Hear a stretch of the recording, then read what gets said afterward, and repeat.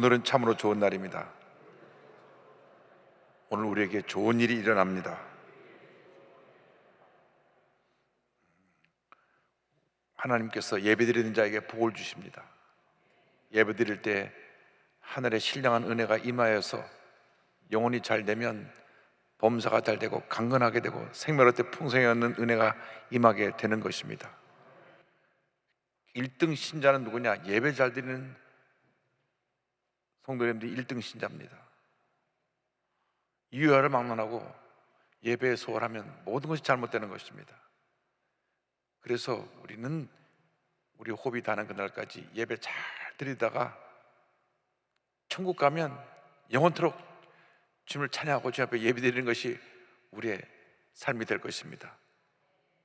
잠깐 나가는 길 인생을 사는데 천국 갈 준비를 하면서 천국에서 드릴 영원한 예배를 사모하면서 예배에 힘쓰고 주님께 찬양과 영광을 돌리다가 기쁨으로 주님을 맞이하고 주님 앞에서 주님께 예배하고 찬양하는 우리 모두가 되기를 간절히 소원합니다. 오늘은 사무엘하 10장 암몬과의 전쟁에 대한 이야기입니다. 암몬 왕과 그 조문 사절에 대한 이야기가 사무엘하 10장 1절 2절이 이야기하고 있습니다. 1절 2절 다 같이 보겠습니다. 그 후에 암몬 자손의 왕이 죽고 그의 아들 한운이 대신하여 왕이 되니 다윗이 이르되 내가 나하스의 아들 한운에게 은총을 베풀되 그의 아버지가 내게 은총을 베푼 것 같이 하리라 하고 다윗이 그의 신하들을 보내 그의 아버지를 조상하라 하니라. 다윗의 신하들이 암몬 자손의 땅에 이르매 한운이 왕의 아버지 나하스는 사울 왕과의 전투에서 패한 그런 기록이 나옵니다. 사울 왕과 적대적인 관계인데 그러다 보니까 사울이 죽이려고 했던 다윗을 잘 보살펴 줬던 것 같아요. 그러니까 사울이 미워하는 원수니까 내가 사울과 대적할 때 사울이 미워하는 원수와 좋은 관계를 가지면 사울을 대적할 때 좋겠다 하는 생각을 한 것 같습니다. 사무엘상 11장 1절과 11절에 보면 사울 왕이 이 암몬 사람 나하스를 치는 장면이 나옵니다.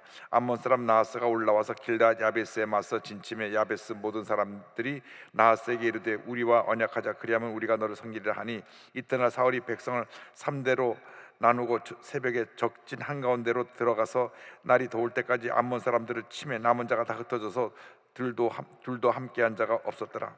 이렇게 참패를 했는데 참패하면서 사울 왕이 죽이고 싶어 하도록 미워한 다윗을 손을 잡고 다윗을 보살펴 주라고 했던 그러한 일을 다윗이 기억하고 그가 죽어서 조문사절을 보냅니다. 그 조문사절을 보냈는데 그 아들 한운과 그 관리들이 홀대합니다. 조문사절을 홀대한 한운과 암몬의 관리들에 대해서 3절에 나옵니다.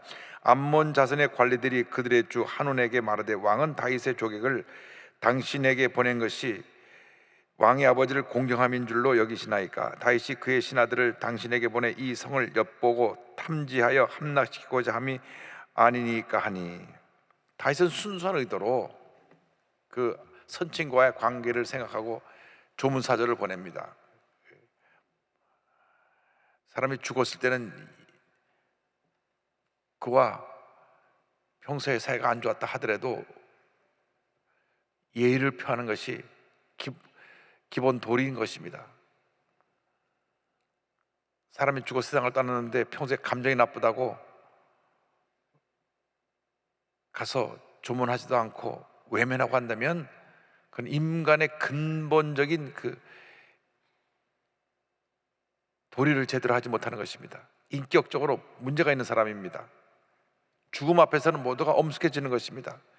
그가 잘한 것이 있고 못한 점이 있고 어떡하다 할지라도 죽음 앞에서는 나도 저런 죽음을 맞이하겠다고 하는 생각을 하면서 내가 죽음 앞에 엄숙해지고 또 상을 당한 집에 가서 그들을 위로하는 것이 기본 도리고, 그거는 인격을 가진 사람들의 기본적인 자세인 것입니다. 잠언서의 지혜로운 사람의 관심은 잔치집에 있지 않고 초상집에 있다 그랬습니다. 잔치집은 뭐 노도나도 다 찾아와서 그냥 떠들썩하게 웃고 가니까 그 잔치집에 가나 안 가나 큰 차이가 없지만, 초상집은 슬픔과 또 가족 없이, 유가족이 별로 없이 외로움 가운데 있는 가족들은 가서 위로해주고 기도해주는 것이 얼마나 큰 마음의 위로가 되고 격려가 되는지 모릅니다. 그런데 이런 순수한 의도를 밑에 신하들이 조문하러 온 게 아니라 우리를 잘 염탐하고 가서 우리를 치려고 온 겁니다. 잘못된 보고를 합니다. 그래서 그 왕이 그 젊은 사람이니까 역시 경험이 부족해서 신하들의 말을 듣고 다윗이 보낸 조문객들에게 아주 모멸감을 주는 행동을 했습니다. 4절입니다. 이에 한온이 다윗의 신하들을 잡아 그들의 수염 절반을 깎고 그들의 의복의 중동 볼기까지 자르고 돌려보내매. 당시 고대 근동의 관습으로 이 수염은 그 사람의 인격을 말하는데 수염을 잘라내고, 또 이 요즘 말하면 바지의 절반상을 잘라가지고 이 속옷이 드러나게 하고 하는 것은 말할 수 없는 수치에 해당되는 것입니다. 노예를 멸시하는 것과 같은 그러한 수치가 바로 이러한 그 수염을 자르고 이 옷의 하체의 절반을 잘라낸 것입니다. 모욕을 줘서 보냅니다. 이번에 조영기 원로 목사님 이 장례식을 치르면서 모든 사람들의 관심사가 대통령이 오늘 안 오냐 하는 것이었습니다.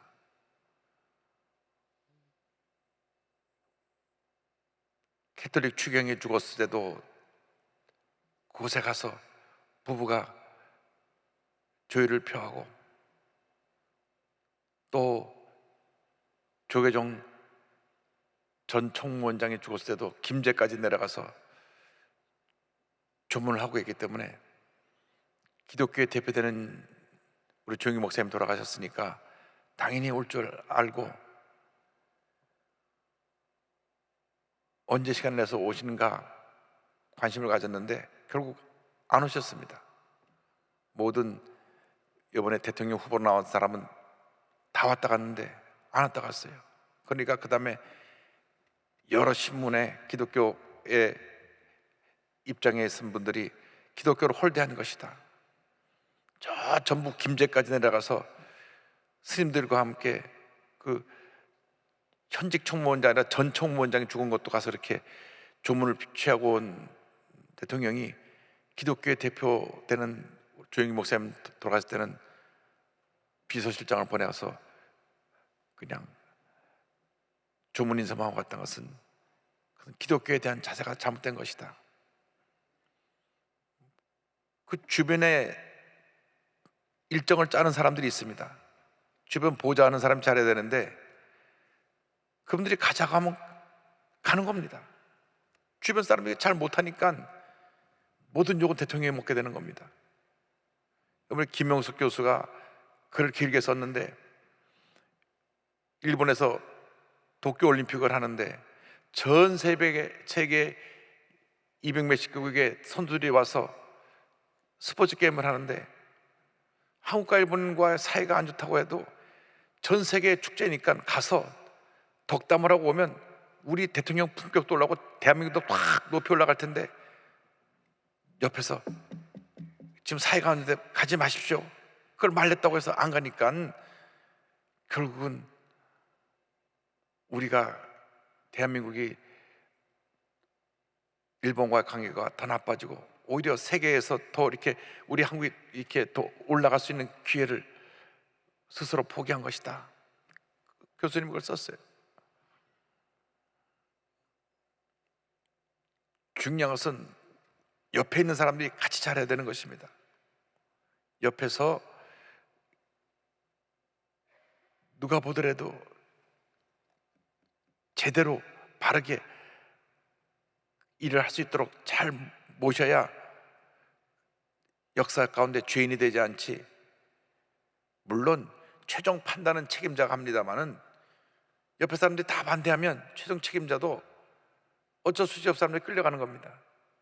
그런데 이 한운 젊은 왕한테 저분들 잘 조문객으로 왔으니까 잘 인사하고 접대해서 보내십시오 했더라면은 관계가 더 좋았을 것인데, 저 사람들 염탐하러 왔습니다, 모욕을 줘서 보냅시다, 수염도 자르고 옷도 잘라가고 보내니까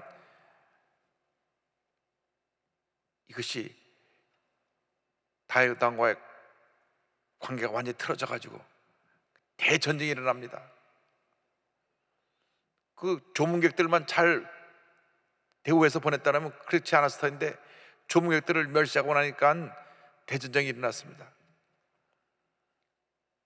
우리 교회 그래도 마당에서 손님들을 맞이하니까 3일 동안 약 18,000명이 다녀갔는데,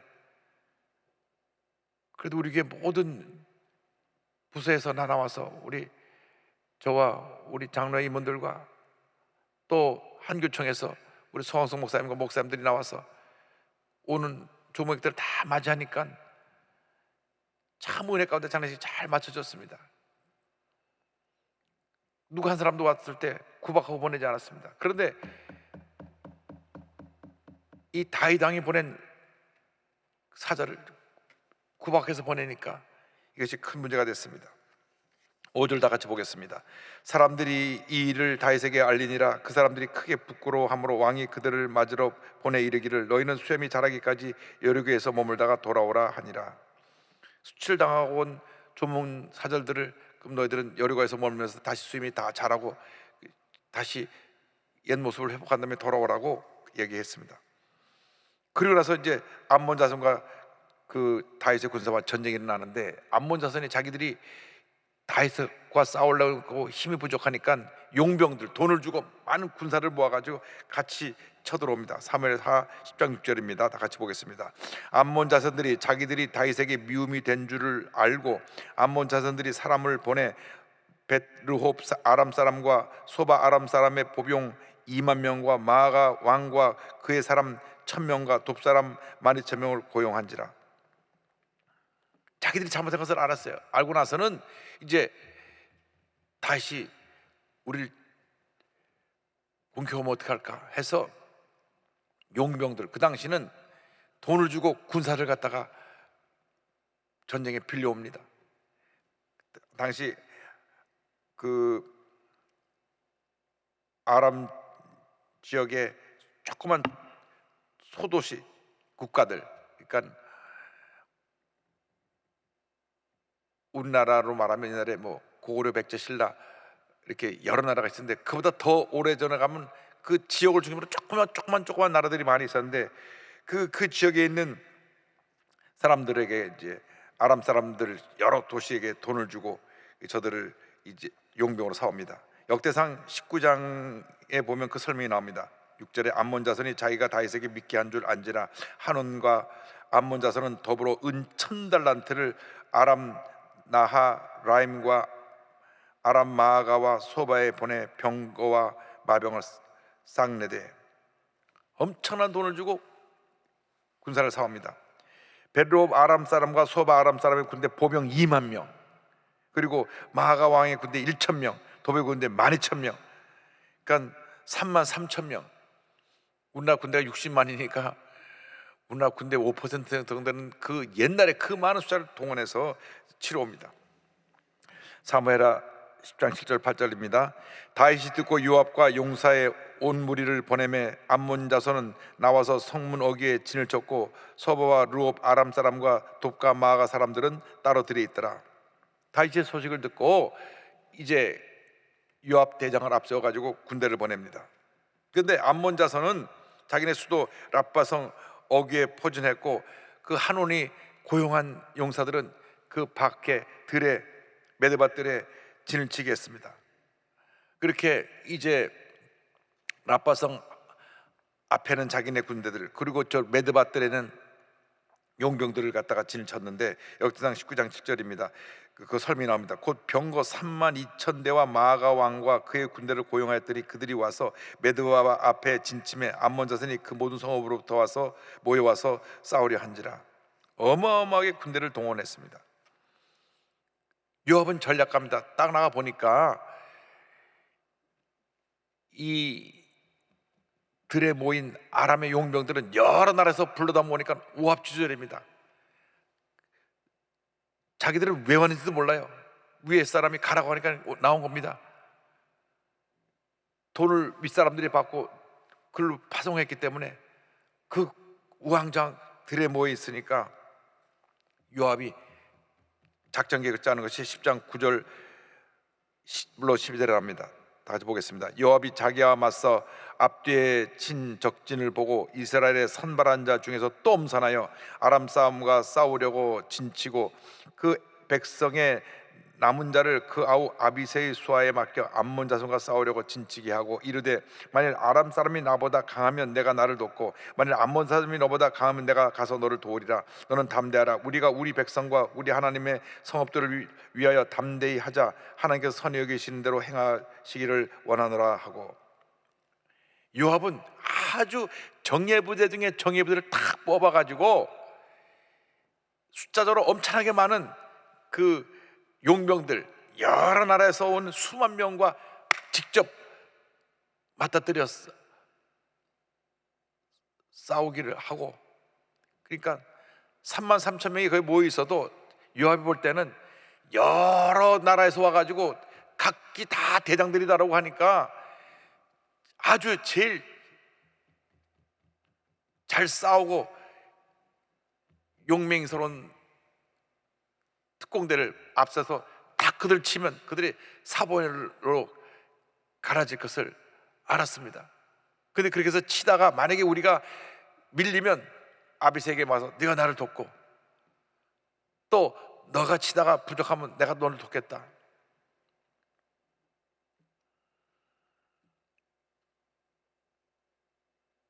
이순신 장군이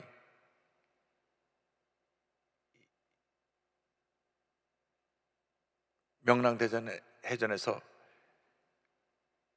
일본 해군 300 수십 척이 몰려오는데 12척을 갖고 그들과 맞서는데 이 을돌목 그 입구까지 끌어들여 가지고 이순장은 배 하나가 먼저 나가서 그쪽 배들을 막 때려 부수니까 거기는 막 그 길목이 좁아서 한꺼번에 많이 못 들어옵니다. 300 몇십 척이 와도 그 길목으로는 1, 20척 이렇게 줄 서밖에 못 들어오는데 먼저 거기 때려 부수니까 저들이 호미백산에서 그 전체가 다 폐함을 입은 것처럼 수만 명이 있어도 요압의 용맹한 군사들이 가서 적진 돌파하니까 저들이 호미백산에서 도망하고 피하게 된 것입니다. 전쟁에 있어 중요한 것은 담대한 마음, 담대한 마음. 우리가 영적 전쟁에서도 마찬가지입니다. 두려움이 오면 안 됩니다. 나사렛 예수님의 사탄아 물러가라. 두려움은 떠나가라. 염려가 걱정 물러가라. 몸이 왜 아픕니까? 두려움이 들어오고 마음에 스트레스 받으니까 몸이 아파지는 것입니다. 강하고 담대해서 쫓아내야 됩니다. 특별히 암과 싸울 때는 마음이 약해지면 안 됩니다. 암은 떠나가라. 믿음으로 외쳐서 암을 물리치고 승리해야 됩니다. 동시에 하나님의 선한 뜻이 이루어지도록 해야 됩니다. 전적으로 하나님을 의지해야 됩니다. 하나님의 뜻이 이루어지기를 원합니다. 영적 전쟁에서 하나님이 전쟁에 승리하게 하시면 우리는 백전백승인 것입니다. 내 힘을 의지하면 우리는 피할 수밖에 없지만 하나님을 의지하면 우리는 승리할 수밖에 없습니다. 사무엘상 17장 40절에 이 말씀의 선포를 귀 기울이시기 바랍니다. 또 야훼의 구원하심이 칼과 창이 있지 아니함을 이 무리에게 알게 하리라. 전쟁은 야훼께 속한 것인즉 그가 너희를 우리 손에 넘기시리라. 이 다윗이 늘 하나님과 함께하는 그런 믿음을 갖고 나갔을 때 백전백승한 것입니다.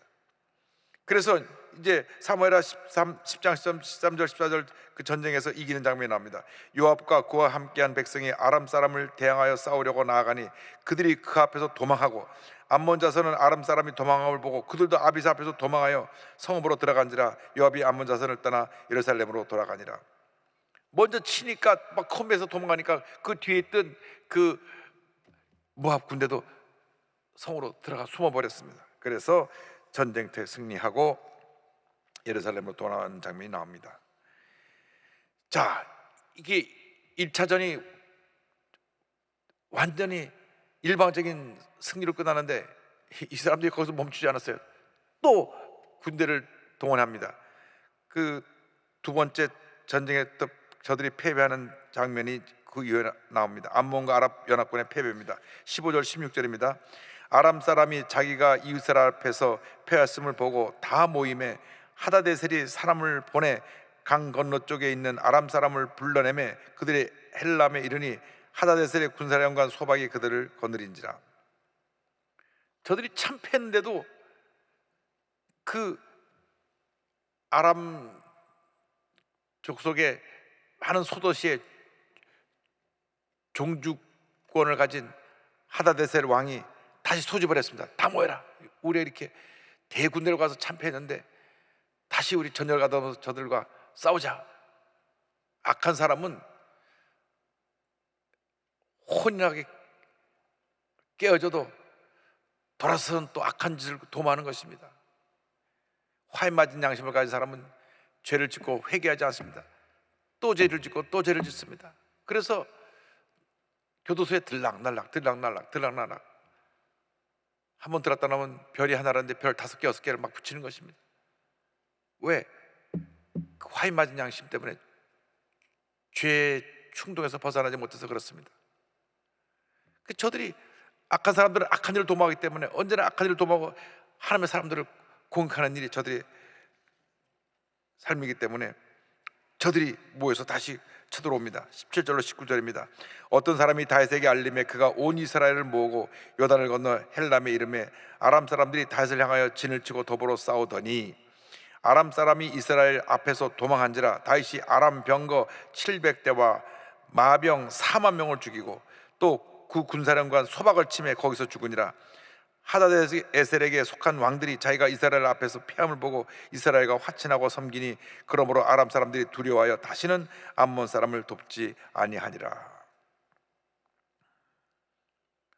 하다데셀이 그 아람 여러 나라의 종주국으로서 힘을 합해서 이제 한번 우리가 전쟁에서 이스라엘 이기자 했는데 참패를 당합니다. 이때는 다시 직접 나서 선두지휘를 해서 그 대군대를 완전히 쳐서 무찌릅니다. 그러니까 병거 700대와 마병 4만 명을 죽였다고 하니까 얼마나 많은 군사들이 그 참패를 당한지 모릅니다. 군사령관 소박도 하다데셀의 군사령관도 거기서 죽고 막 참패를 당합니다. 그러나서 이 소도시 왕들이 이제 우리는 안 되겠다. 이제 다시는 다해서 공격하지 말자. 그래서 사절단을 보내갖고 우리 평화조약 합시다. 우리 이제 다시는 연합군을 만들어 당신 치지 않겠습니다 하고 물러납니다. 그리고 암몬 자들을 돕지 않는 장면이 이 10장 마지막 절인 것입니다. 그렇습니다. 악한 원수마귀는 우리를 넘어뜨리려고 공격하고 또 공격해도 결국은 참패하고 하나님의 나라는 굳건히 서고 하나님의 사람들은 믿음이 자라고 하나님의 은혜의 역사는 우리에게 풍성히 임하게 되는 것입니다. 영적 전쟁을 우리가 늘 하게 되는데 그때 우리 마음이 강하고 담대해야 됩니다. 절대 두려워 떨고 염려 근심 걱정으로 가득하면 아무런 문제 해결을 가져올 수가 없습니다. 그래서 예수님이 부활의 날 처음에 제자들을 만났을 때 저들이 두려워 숨었는데 저들이 주신 말씀은 너에게 평강이 있을지어다. 평안하라 평안하라. 마음의 두려움을 쫓아내고 평안함을 주신 다음 성령을 받아라. 성령을 받아서 너들이 나가서 복음의 증인이 되라. 사명을 주신 것입니다. 우리가 이 코로나19라고 하는 이 어려운 상황을 지나가면서 우리는 보이지 않는 영적 전쟁을 합니다. 이 세상이 죄로 뒤덮여가지고 이 마치 무슨 기회가 된 것처럼 1천만 기독교인을 핍박하는데 온 매스컴과 이 모든 지금 시스템들이 교회만 유일하게 어려움을 가져주고 있습니다. 누가 공연장에 갔다 왔는데 목사님 거기는 한 70%가 들어온 것 같아요. 알아보니까 50%를 들어갔다 합니다. 너무 많이 들어와 있는데 막 들어서 공연장에 몇 천석이 있는데 한 칸에서 한 칸씩 다 앉아가지고 꽉 차서 공연을 보고 있으니까, 그런데 그 공연장보다 몇 배나 더 크고 이렇게 넓은 좌석에 99명 마침표. 이것은 우리 기독교에 대한 탄압입니다. 물론 우리 기독교가 그동안 사회에 선한 영향을 끼치는데 좀 소홀히 했기 때문에 그러한 탄압을 받는 원인을 자초하기도 한 것은 있습니다. 그러나 어쨌든 이것은 탄압입니다. 우리가 만해천석으로 이 교회가 등록되어 있는데 만해천석에 99명, 5천석에도 99명, 8천석에도 99명, 99명.